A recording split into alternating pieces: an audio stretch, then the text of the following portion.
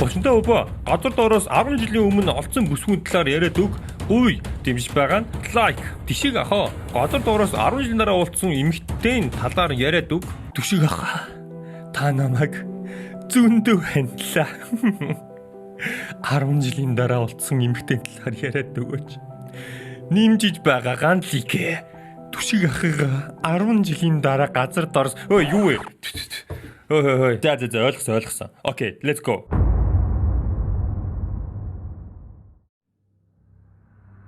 Өнөөдөр бид Монголд нэг хэсэг шуугаа тарьсан нэгэн хэргийн талаар ярилцуулна. Баянзүрх дүүрэгт 4 бага насны хүүхэдтэй амьдардаг нэгэн гашаанд өглөөний 7 цагт цагдаа нар цугларсан юм. Цагдаа нар тэрхүү гашаанд нэгжлэг хийсний эцэст олон жилийн өмнө Орос сургаггүй алга болсон нэгэн эмэгтэйн цогцсыг нүхнээс олсон юм. Цогцсны эзэн хинбэ, мөн хэргийг үйлцэн хүн хинбэ гэх мэт маш олон асуулт гарч ирсэн юм. Өнөөдрийн бичлэгээр бид энэхүү хэргийн учрыг тайлцгах болно. Тухлан суугаад таалан сойрхоно.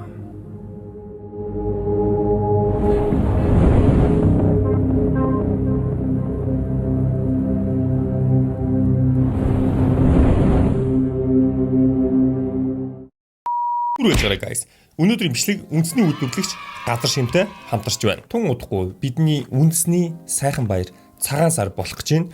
Цагаан сараар ширээн дээрх байдаг хамгийн сайхан зүйлсийн нэг бол нийслэл салаат байгаа. Нийслэл салаатанд ордог хамгийн гол орчуудын нэг бол яалчгүй майонез. Газар шимийнхэн герман технологиор Монголд одоо цоо шин майонез үйлдвэрлэж эхэлсэн байгаа. Би хэрэглэгчдийн сэтгэлдлүүдийг ерөөдөө харсан хүмүүс бол нэлээд ам сайтай байлаа.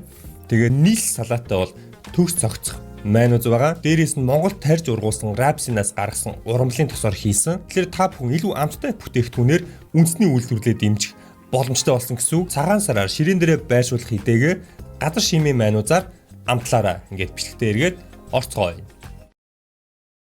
За өнөөдрийн ярилцах сэдэв бол нилээн бүр дээрээс хойш та ярьж өгөхийг бол асуусан. Тэгээд яг үнийг ихэд яагаад өнөөдрийг хүртэл хойшлуулсан бэ гэхэлэр их сурвалж мэдээлэл маш бага байсан. Би танаас баг өмнө постоор алийн сэдвийн талаар өөртөө нэг юм линк өгөөч гэд барагтай линк байхгүйсэн. Гэтэ өнөөдөр би сүүлийн 3 өдөр 3 шиг ноцлсны эцэст их сурвалж олсон. Нэг нь болохоор сайтн дээр гарсан мэдээлэл, нөгөөх нь болохоор час өдөр нэртэй YouTube сувг. Тэгээд энэхүү болсон явдал бол өөрөө нэлээд dark. Тэгээд dark-аас гадна сурамжтай гэж хэлж болохоор өнөөдрийн ер нь ингээд гэмт хэрэг гаралтуудын нилээдгүй хувьд нь айгүй ойролцоо учраас бас юм сурамжтай гэсэн утгаар нь энэ талаар хийгийж бодсон. Бүр амар dark хэсгүүдийн хэдүүлээ жоохон алгасаад явна. Тийм учраас санаа зовлтгүй. Өөрний юм юу гэхэлэр та 10 жилийн дараа олцсон гэж энэ яг үндэ 7 жилийн дараа юм байл шүү. За 7 жилийн дараа газар доороос олцсон эмэгтэйн талаар. Тэгээд та нарыг 10 жилийн дараа газар доороос олцсон эмэгтэй гэдэг талаар нь 10 жил газар доор хоригдж байгаа ч юм уу, газар доор байж байгаад гарч ирж байгаа хүн гэж яалч хүтэж бодоодсон. Тэгээд спойлер хэлэхэд бол энэ хүн бол амьд биш шүү. За нас барсан хүн газар доороос олцсон шүү. За тэгээд шууд болсон явдалтай орцгооё. За яг одоо бидний харж байгаа энэ хүү хашаа байшин бол яг үйл явдал одоо болсон гэмт хэрэг болсон гол газар байгаа.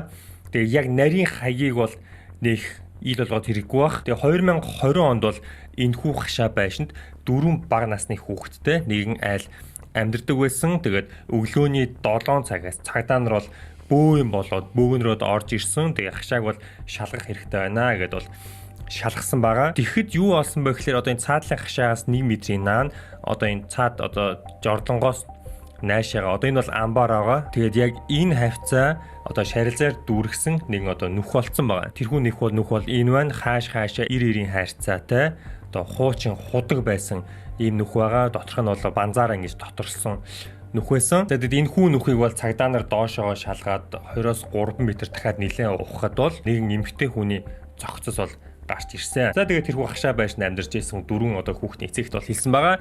Танаа одоо энэ хашаанаас чинь одоо хүний цогц оллоо инэ тэрэгэ те. Тэгэхэд бол тэрхүү газар амьдарч ирсэн гэр бүл бол бүр юу ч мэдээгүй байсан гэж байгаа. Энд ийм хуучин худаг байсныг ч мэдээгүй заяа. Зүгээр ингээд булаад шарж мэржтэй холдоод ингээд юу ингээд мэддэхгүй байж исэн. Өөрөөр хэлбэл тэр гэр бүл 2019 оноос хойш ердөө гэрээсээ хитгэн алхмын зайтай хүний зохицтой амьдарч ирсэн гэсэн үг. амар тийм үү. Тэгээ тэр гэр бүл бол энэ хүү хашаа байшингаа түрээсдэг байсан 2019-оос одоо 20 оны хооронд тухайн үед бол 20 он байсан.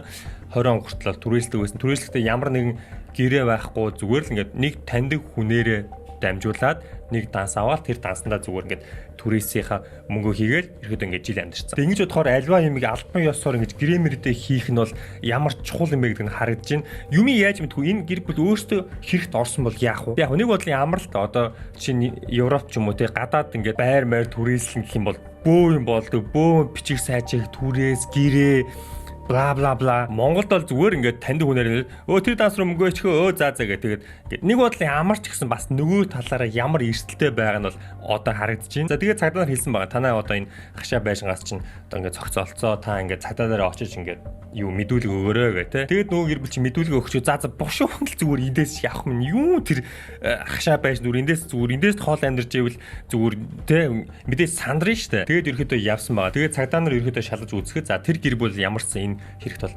асуудалгүй юм байна гэдгийг бол ойлгосон. Тэгээд цагдаа нар ерөөдөө цаашаа шалгаж үзэхэд энэ айлыг орохоос өмнө бүр ингээд 5 жил айлууд ерөөдөө ингээд түрээслээд энэ хашаа байшин түрээслээд ингээд солигдсон байгаа байхгүй юу? Айгүй олон айлууд. Яагаад ингэж олон айлыг богинохон хугацаанд солигдсон? Шалтгаан нь бол яг таг мэдгүй ч гэсэн ер нь л эвгүй штэ мэдгүй юм харагдсан юм уу? Яасан гэрээс нь хитгэн алтхмын зайтай тэгж хүний зогцос ингээд байна гэж бодохоор энэ хүн тогтохгүй байх нь ойлгомжтой тийм үү. Тэгээд ерөөхдөө харахад энэ хашаа байшингийн эзэн одоо ингээд сүүлийн 4 хүүхэдтэй айлч 2 жил тэрнээс өмнө 5 жилээр чи нэг 7 жилийн өмнө яг энэ хашааны жинхэнэ эзэн өөрөө энд амьдарч исэн байгаа. Тэгээд ерөөхдөө юу гэж ойлгож байна вэ гэхээр энэ хүү хэрэг бол 7 жилийн өмнө болсон явдал. Тэгээд тэрхүү зохицуул энэ доор бүлэгтэн 7 жил байсан юм бэлээ гэсэн дүглэнд хүрсэн. За одоо 7 жилийн өмнө ер нь яг юу болсон талаар хэдүүлээ ярилцгаая. За юу болсон бэ гэхээр 7 жилийн өмнө энэ хүү одоо хашаа байшны эзэн хэдүүлээ гээгээд явчихын нэрнийх нь эхний үсэг нь гээ үсэг эзэн өөрийнхөө хамт ажилдаг одоо нэгэн найзтайгаа тэгээд хохирогч эмэгтэйтэй одоо гуруулаа караокед орсон байгаа. Тэрнээс өмнө бол хохирогч эмэгтэйг таньдгүй байсан. Тэгээд ерөөдөө дөнгөж танилцсан. Тэгээд тэр гурав караоке орж одоо бодвол дуусан дээргүй дуулаад уугаад ингэж явж байгаа. Одоо шөнийн 12 цаг болохын өмнөхөн одоо караокенаас гарч аваад харилцаар болсон байгаа. За тэгээд ерөөдөө гээгийн найз нь бол тэр хамт ажилладаг найз нь бол харьсан. Тэгээд гээ хохирогчтой хамт одоо гэрлүүн одоо энэ гээгийн хашаа байшин бол юу яг одоо бидний харж байгаа энэ хүү хашаа байшинд ирсэн байгаа. Тэгээд энэ дээр их замаараа дэлгүүр орж одоо бүтэн шил арх. Тэгээд дээрээс нь бол хитэн пив авч бол ирсэн байгаа. Тэгээд ийшээ ирсэн хойно бол хохирогч өөрөө 2 охинтой байсан. 2 охин руугаа залгаж одоо баян хошууд байна ингээд оройчлоо одоо ээж нь хонлоо гэд 2 охиндоо хэлсэн байгаа. Тэгэл үүнээс хойш ер нь бол ээж нь таг болсон байгаа. Тэгээ 2 охинтойгоо ярихдаа маргааш өглөө нь одоо имлэг дээр цагтай байсан юм байлээ. Тэгээ ээж нь шууд өнөөдөр ээж нь очиж амжихгүй нэ маргааш өглөө шууд имлэг дээр уулзъя гэж хэлээд талсан байгаа. Тэгээд үүнээс хойш маргааш нь 2 охин имлэг дээр очисон ч гэсэн ээж нэрээгүй. Тэгээд түүнээс хойш ерөөхдөө ээж нь бүр ингээд ор сурггүй алга болсон байгаа. Тэгээд мэдээж 2 охин санаа зовн тийм ээж нэгээд бүр ингээд тагаж алга болоо. Тэгээд тэр хоёрт бол олцсон ганц одоо юу гэдэг сэжүүр ганц одоо зүйл нь юу вэ гэхээр тэрхүү өөрлөөн залгсан тэр усны дугаараа. Тэгээд маргааш өглөө нь 2 охин ээж нэмэл дээр ирэх болохоор нөгөө усны дугаар руу залгахад тэр утас нь дуудаад тэгээд ингээд таслаад хотох боломжгүй болсон байгаа. За тэгээд мэдээж 2 охин бол цагдаатай холбогдсон. Манай ээж ингээд алга болчлоо. Тэгээд манай ээж энэ дугаараас залгаад баян хошууд өрөө гэж хэлээ. Тэгээд ингээд уулзна гэж хэлээд ингээд бүр ингээд ор сургуу алга болчлоо. Шалгаад өгөөч гэсэн. Цагдаа нар бол ор сургуу алга болсон гэж бүртгэсэн. Тэгээд бүртгэхээс гадна тэрхүү дугаарыг шалгасан байгаа. За тэгээд цагдаа нар тэрхүү дугаарыг эзний мэдхийн тулд оператортой холбогдсон. Тэгээд дугаарыг эзний мэдхийн тулд ерөөдөө нэг 2-оос 3 хоног шаардлагатай гэж бол хальт хүлээсэн. Тэгээд тэрхүү дугаарыг эзэн нь бол гээ гихч эрэгтэй хүн байсан. Яг анх одоо охтуудын ээжийг алга болоход 45 настай байсан. Тэгээд тэрхүү одоо гээ гихч хүн юу гэж хэлсэн бэ гэхээр цагдаа нарт би одоо ингээд уцаа цах дээр явж байгаад ингээд алга болгоцоо миний утсан дээр одоо хин байгааг би ингээд мэдэхгүй байна гэж хэлсэн байгаа. Тэгээд тэгж хэлсэн ч гэсэн мэдээж цагдаа нарт бол тэр нь сэжигтэй байсан. Цагдаа нар ирж мэдүүлэг өгөхийг бол шаардсан. Тэгээд маргааш нь мэдүүлэг ирж өгөх ёстой атал. Тэгээд ерөнхийдөө бүр ор сургаггүй алга болсон байгаа нөгөө гээ гихч хүн. За тэгээд нөгөө гээ гихч хүн ч алга болсон. Ямар ч ор сургаггүй. Тэгээд нөгөө 2 охины ээж нь бас олдоогүй. 2 охин бол ээжийг бүхэл бүтэн 7 жил хайсан юу л үзэж хардаг хүн хэм байна. Хүчтэй одоо юу гэдгийг онгод тэнгэр бөө лам хувраг зүгээр юу гэдгийг бүхэл аргаар бол ингэж олохыг хичээсэн боловч бол ээж нь харамсалтайгаар олдоогүй. Энэ удаан хугацаа өнгөрсөн ч гэсэн ээжийнхаа ямар нэгэн оршуулга юу гэдэг хийх хүсээгүй. Ээжигээ бол хизээ нэгэн цагт одоо амьд мэмд олдно гэдэгт бол итгэж найцаар ирсэн байсан. За тэгээд ээж нь алга болсноос бүхэл бүтэн 7 жилийн дараа бол том охиных нь уц дуурсан, цагдаагаас залгасан. Цагдаа нар бол тэрхүү Г гэгч хүнийг бол одоо ингэж мөрдөөд олсон гэдгийг бол хэлсэн. Тэгээ энэ удаа Г баригдтаа бол хоригчийн зохицыг нуусан газараа хэлсэн. Одоо өөрийнхөө хуучин гэрээ те. Тэгээ тухайн үед яг юу болсон талаар бол өөрөө хэлсэн байгаа. Тэгээ хэрийг үйлсэн Г юу гэж ярьсан бэ гэхээр за ерөөхдөө ажлынхаа хүнтэй тэгээд нөгөө хоригч эмэгтэйтэй гуруулаа караокетсон. Караокеноос 12 цаг хүрээгүй яг хүрхийн өмнө бол гарсан. Тэгээд гараад найзаагаа бол гэртээ буулгаад тэгээд тэр хоёр одоо тохиролцоод гэрт нь очихоор болсон. Гэрт нь очих замаар нэг шил арх тэгээд хоёр бив аваад гэрлүүн орж одоо уусан байгаа. Гэтэ бол хоол хийх гээд мах гаргаа тавьсан байсан. Тэгээ гутга ил байсан. Тэгээ мань хүний өөрийнх нь ярьж байгаагаар бол одоо хөрөгч эмэгтэй өөрөө гутга бариад гарлуун зоосон гэж ярьж байгаа байхгүй юу? Гарлуун гутга зоосон. Тэгээд ингээд цусыг алдсан малцсан. Тэгээд өөрийнхөө бараг ингээд хамгаалах одоо аргагүй хамгаалтаар бараг тэрхүү эмэгтэйг бол боомлоод тэг ингээд цусаа баг арилгаад эргэж харсан чинь тэр эмэгтэй хөдлөхгүй байсан. Тэгээ би ингээд тухайн үед үүр цайжсэнээ яахаа мэдээгүй. Одоо айсандаа хувцастай нь одоо цогцыг бол тэр ингээд нөхөнд хийгээд ер нь бол дарк.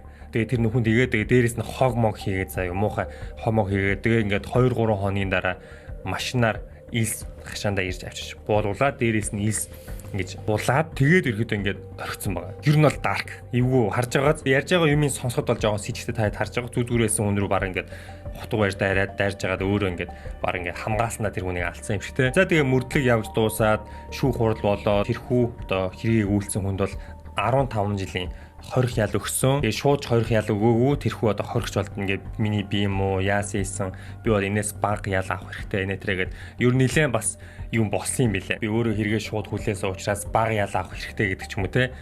Нэлээд тийм болсон юм билээ нэг хэсэг. Ийм хүү хэрийг үйлдсэн үйлдэгчийн амнаас бол сонссон мэдээллийн дагуу түрүүний ярьсанчлан тэрхүү хашаанд бол цагдаа нар ирж зогцыг бол олсон байгаа. Тэгээ зогцыг олоход бол ямар байдалтай байсан талаар нэх бас ярих шаардлага байгаа болоо жоохон дарк сонсогдох байх та. Худгаас цогцтой хамт гарсан хид хідэн хувцаснууд байсан. Дурдган бол ягаан өнгийн ороолт, дотоож, хар өнгийн төрөвтэй хос гутал, бор цамц, тэрко, хөхний даруулга, гөрөөс оймс, сарл өнгийн өмд зэрэг гаргасан маа. Эдгээр хувцснуудыг таньж олуулах ажиллагаа явуулахад хохирогчийн охин харж танилцаад энэ хувцснууд бүгдээр манай ээжийн хувцс мөн байна гэж хэлсэн маа. За одоо бүгдээрээ шүүхийн шинжилгээний дүгнэлттэй танилцъя. 7 жилийн турш илс шороондор булагдаад одоо гаргаж ирсэн цогцсны тухай ярих гэж байна. Хэд эмзэг хүмүүс байвал энэ хэсгийг алгасаарай гэж зөвлөе. За эмзэг хүмүүс байвал энэ хэсгийг алгасаарай хөөе.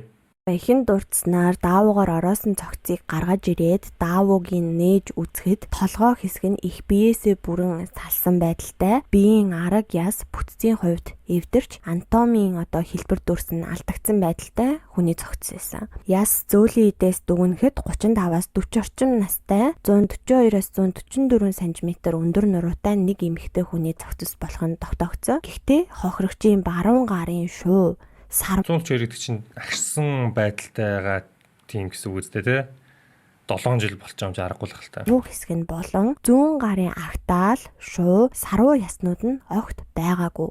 Хүзүүнд нь болохоор уяа гогцоогоор одоо үүссэн дарагдлын ором тогтоогдсон. Нас барсан хугацааг нь бол наривчлан тогтоох боломж бол огт байхгүй. Хүзүүнд нь үүссэн тэр дарагдлын оромноос үзэхэд хоолойг нь боосны улмаас амьсгалын механик бүтэлээр нас барсан байх боломжтой байна гэж дүгнсэн. Цогцсны толгой болон биеийн зарим хэсэгт яалцралын улмаас үүссэн хар өнгийн хатсан хэсгүүдээсэн. Тэгээд талигаачийн үе мөчн гадны ямар хүчин зүйлээс шалтгаалаад салсан гэдгийг бол тогтоох боломжгүй гэсэн. 7 жилийн турш булаатай байсан болохоор цогцос хожуу үеийн одоо өөрчлөлт, ялцрал, савнжилтаас болоод салсан байх магадaltaй юм байна. Гэхдээ тэр гарын яснууд нь хайчсан гэдгийг бол үнэхээр хэлж мэдгүй байна. Надад бол амьд байхад нь тайраад авцсан болов уу гэсэн айдас төсөөлөл гэх юм уу те. Яа, Тамалсан юм биш үсттэй хөөе. Нэг л амар юм орж ирээд тах чинь бүр толоос төр хөөе. Ийм мэдрэмж төрсөн. За тэгээд одоо шинжилгээнд ирүүлсэн хувцас эд зүйлс дээр бол цус биологийн уул муур ерөөсөө илрээгүй.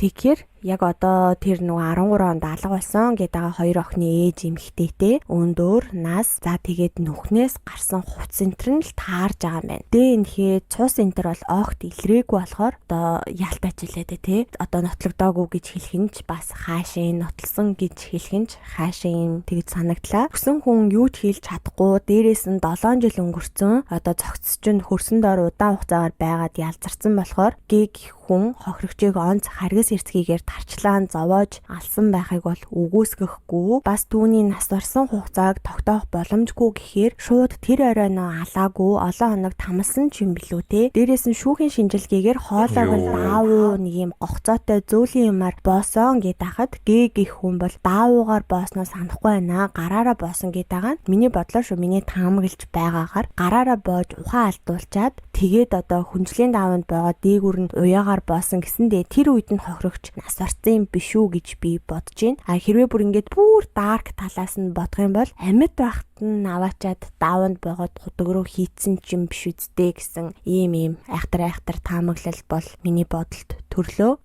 Хүү хэрэг тийм бол яана амар тий. Болохоос амар ер нь бол иймэрхүү хэргийн талаар бол нэг амар хийдгүү гэхдээ ер нь л ивүү дарк тэгээ та нарыг хүссэн учраас ялчгүй энэ хэргийн талаар орж судлаа. Тэгээ миний бодлоор бол энэ хэрийг үйлцэн хүн бол өөрөө нэлээд л худ гарах шиг байна.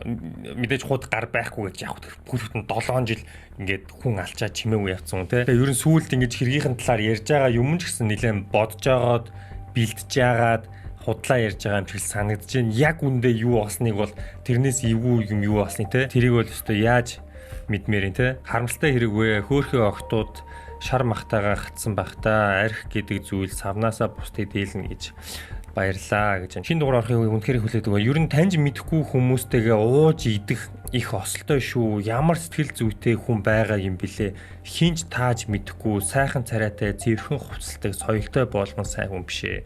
Хоёр охинд ямар хэцүү байсан бол доо ээжигээ ийм байдалтай олон гэдэг эвээ охтууд нь гүн юм илэрхийлье гэж. Тэгээ ер нь бол мэдээж мэдүү штэ танихгүй хүний гэрт хойлохна бүтэн шил арх ингэж цаанаасаа л ер нь бол юу вэ? Цаанаасаа л бүтэхгүй алуурчин өөрөө ирсэнгүүгээ 7 жил хайчдаг юм уу цагдаа нараа болоо гэж. Цагдаа нарыг нэлээд шүүмжлсэн юмнууд байлээ. Зүгээр 7 жил зүгээр ингэж явж байгаа. Тэр үеэрт олсон бол яах ч байсан бэлээ. Эрт олсон бол яг юу болсныг тэг хэргийн нотлох баримтууд нь ч гэсэн хуучраагүй үед нь олсон бол илүү одоо нарийн мэдээлэл олгоч байсан билүү гэсэн комментууд нэлээд байсан. Сэтгэл санааны хохирлыг яаж нотлох юм болоо ер нь нотлоод байх юм юу байна? Ээжээ алуулсан хүүхдүүдийн сэтгэл санаа хохирох байтугай байгаа штэ гэж. Сэтгэл санааны хохирол гэж бол хүүхдүүд нь 100 сая төгрөг болно хэмжилсэн байгаа. Тэгээд тэрийг бол нотлох баримтгүй гэдэг шалтгаанаар бол тэрийг нь хойшлуулсан юм зүтгүүлсэн юм уу эсвэл дав заалтах тэр жоохон юутай. Тэрийг бол нотлоод байх юм байхгүй шүү дээ. Ээжигээ алдсан хүүхдүүд ямар ойлог байх вэ те. Тэгвэл яаж нотлох юм? Нулимсаа хадгалаа тайшин харуулах юм уу? Ямар ч утгагүй байхгүй. Амьд байхад нь нүхэнд булчаагүй байгаа даа гэж айж байна. Цагдаа нар муу ажилласан байна. Тэр залуу эртхэн олоод хэргийг нийлрүүлсэн бол арай л өөр яаш хийдгэл оноох байсан баха. Яагаад гэртэн нийжлэг хийгээгүй бол хамгийн сүүлд уулзсан хүн цогцсон байхад яагаад олохгүй 7 жил болсон юм гэж бодож байна да. Тэр хэсэг бол бас нэлээд сэжигтэй хохирогчийг буруутгах хэцүү ч өгсөн үлийгээ хийж хоёр охиноо гэртэн зүгээр хонуулаад өөрөө шал танихгүй залууг дагаж гэрт нь ирээ дуудаг байна гэж байна. Тэгээ ийм л учраас ер нь сурамжтай. Ер нь танихгүй хүний гэрт ялангуяа согтуу дээрээс нэмээд бүр ингэж очиж бүтэн шил арх хоёлоо ууна гэдэг бол ер нь бол хэрвээ хэрэг үйлсэн залуугийн ярьж байгаа нь үнэн бол зүгээр ингээд ухаанаа алдал ууцсан байгаас би юу болсныг санахгүй байна. Юу гэдэг нь те мэдхгүй ниймэдсэн жил ингээд хутга ниймэдсэн жил ингээд бооц ниймэдсэн жил ингээд үүр цайгаал ингээд нас урсан. Энэ бол амар юу байгаа байхгүй юу? Ер нь бол гарч байгаа гэмт хэрэгүүдийн маш өндөр хувь нь архитай заавал холбогддог маш өндөр хувь. Ялангуяа Монголд. Ер нь бол монголчууд ууж чаддгүй шүү дээ. Хаа явсан газар хэтрүүлж уусан хүмүүс бол заавал асуудал үүсдэг. Би бол одоо мэдээж ингээд гарч орох тохиолдол байна. Мар хийхдээ ерөөхдөө ингээд хаяа чийл мэлэх тохиолдол байна. Би өөрөө айгуу тааруулж уудаг болохоор ер нь бол ингээд ажилддаг байхгүй. Тэгээ ингээд ажиллаж байхад ер нь л зарим хүмүүс бол нилээл бүр ингэж хэтрүүлж уух. Бүр ингэж бүр байхгүй боллоо уух дуртай. бас тийм хүмүүс байдаг. Заавал нийгэм болж иж ухаарах юм уу те? Ер нь яг яах хэвтэй. Тэгээ тийм учраас ер нь л хэрвээ үнэхээр уул тааруулж уух хэрэгтэй, өөртөө мэдэж уух хэрэгтэй, араа мэдэх хэрэгтэй те. Рил зэмээр гарсан мэдээллээр бас ичгтэн ген талигаач эмийг хүчрхийлэх гэж орсноос болж тэдний харилцаа хурц хэлбэрт шилжсэн байх магадaltaй юм байна. Ген хүслэр болоогоос болж эмийн амьд хүрсэн байж магадгүй гэнэ. Тэрээр эмийн амьд хүрсний гадаараа гэрийнхаа цонхноос 5 алхмын зайтай байрлах, гүний хутагтай нууж, маргааш өглөө нь 2-3 машин твшийлс худалдан авч гүний хуудгийг бөглсөн байна. Сэжигтэн гээ өөрийнхөө хашааг төрсөн дүүдээ 7 жилийн өмнө өгчээ гэж энэ төрсөн дүүдээ хашаагаа шууд хэрээс хойш өгсөн юм байна те. Харин дүүгийнх нь тэнд амьдрдаггүй бөгөөд зурагтад байдаг ажаа сэжигтэн гээг тэр хамын хүмүүс хаяал нэг хашааныхаа ойролцоо харагддаг байсныг хэлж байлаа. Гийн барилга дээр заримдаа ажилтдаг хүн эхнэр хүүхэдгүй, ерөөсө гэр бүл зохиож байгаагүй, сүүлд нэг тааралтахад дүүгиндээ амьдарч байгаа л гэж хэлж байсан. Харин дүүн надад манай 2013 онд хүн амны хэрэгт холбогдоод байцаагдж байсан гэж хэлнэлээ хэмээн. Тухайн үед гээг цагдаа нар хамгийн сүүлд эмтэй уулзсан гэдэг үндслээр шалгаж байсан ч хангалттай нотлох баримтгүйгээс болж суллан явуулсан гин. Харин нотлох баримт олцсны дараа эрүүн цагдаагийн сэжигтэн гээг дайрлан барьсан байна. Энэ болохоор бүр 7 жилийн дараа тэрээр мэдүүлэг өгөх явцдаа хэрэгээ хүлээ зогцнуусан газраа өөрөө мэдүүлсэн гинэ. Тус хашааг 6-7 жилийн хугацаанд айлууд ээжлэн түрээслэн амьдарч байсан гинэ. Түрээслэгчний олонх нь хашааны жинхэнэ эзэн хэн болохыг мэддэггүй. Тэд хашааныхаа эзэнтэй уулзаж байгаагүй бөгөөд зөвхөн уцаар ярьж хаамакны 50 хэд гэсэн дугаар иргэн цэгийн даасан түрээсхэн мөнгийг хийдэг байсан гин. Гэхдээ 6-10 сар түрээсийн мөнгө буюу 180-аас 300 мянган төгрөгийг хийгээд дахиж холбоо барьдаггүй ажаа гэж байна. Ер нь л сэжигтэй тийм үү? Ер нь л сэжигтэй. Анхнаасаа сэжигтэй байсан. Тэгэл ер нь бол ийм харамсалтай мэдээлэл болсон байна. Та харж байгаа ер нь бол дарк. Энэ өстой сонин хэрэг байна. Гар нь яасан бол харин тэр гар мар нь одоо яасан алуулсан гэдэг бүр эвгүй гар байсан юм биш үү? Ер нь бол ийм ойлгомжтой хэрэг яагаад удаашрсан юм бэ? Бүхэл бүтэн 7 жил болж байгаад ганц хүн олцож чадахгүй. Арчаагүй юм бэ гэж байна. Яг танихгүй хүн дагаж явдаа. Ер нь мэдрэл хүмүүс гажиг этгээдүүд их байгаа шүү гэж байна. Эйгүү. За. Муу юм холуур guys.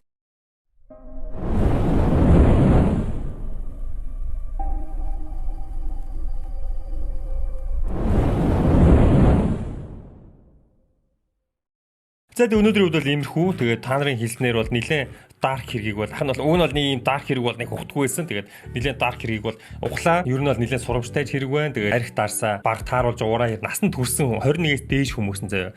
Хүүхдүүд нь ер нь бол мэдээж уугаад хэрэггүй. Архтай юм байхгүй. Зүгээр гашуун юм байгаа тий. Ер нь бол энэ бүх амар хэрэгүүд архтай л ер нь яаж байгаа л ингээл очоод холбогдож байгаа нь бол харамсалтай. Монголчууд бид нар өөрсдөө арх одоо сайн даадаг, арх уудаг, водкас гэж аяг ярих дуртай. Яс юм дээр миний бодлоор хамгийн арх зогтгүй хүмүүс нь монголчууд шүү. Хамгийн арх уухлаараа давтаргүй, хамгийн арх уухлаараа жоохон тэнэгдүү болдог хүмүүс бол монголчууд. Энэ бол хатууч гисэн хамгийн үнэн үг. Энэ хүүгээр энэ хүү бичлэгээ дуусгая. Хүн болгон санал нийлж байгаа бол лайкаа сайн дараарай. Тэгээд дараагийн бичлэг уулзлаа. Түр баяртай guys.